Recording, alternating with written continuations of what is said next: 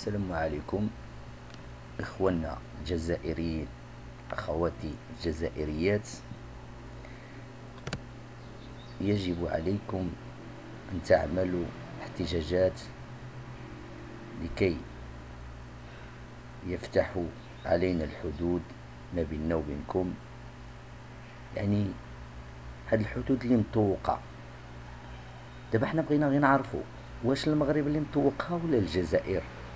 إذن يجب على الجميع أن يحتج من أجل فتح الحدود ما بيننا وبين الجزائر، ونقولها للجزائريين: يجب أن تحتجوا على النظام الجزائري لفتح الحدود ما بيننا وبينكم. نتوما جيران ديالنا الجزائريين، نتوما الجيران ديالنا، ولا بد خصنا الحدود تتحل باش نتلاقاو بعضنا بعض ونشوفوا بعضنا بعض.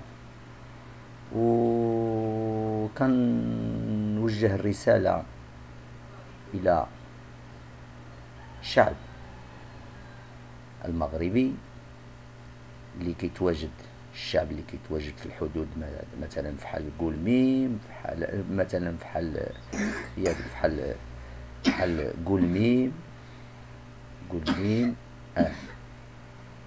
بحال فيقيق. الشعب بحال فيقيق في الحدود، وجدة في الحدود، وجدة في الحدود.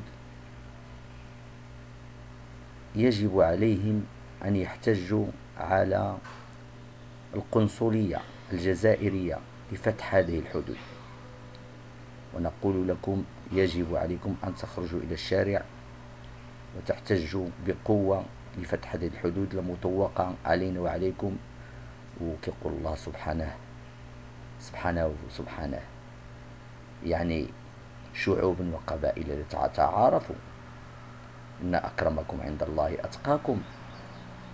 علاش هاد الحدود مطوقة يا الإخوان؟ ولا بد الإخوان ديالنا الفيقيقيين، أيها الفيقيقيين، أيها الفيقيقيات، يجب عليكم أن تعملوا وقفة احتجاجية من أجل فتح الحدود.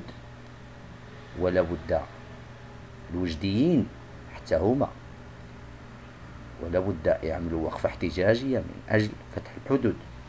والجزائريين حتى هما خصهم يعملوا وقفة احتجاجية من أجل فتح هذه الحدود.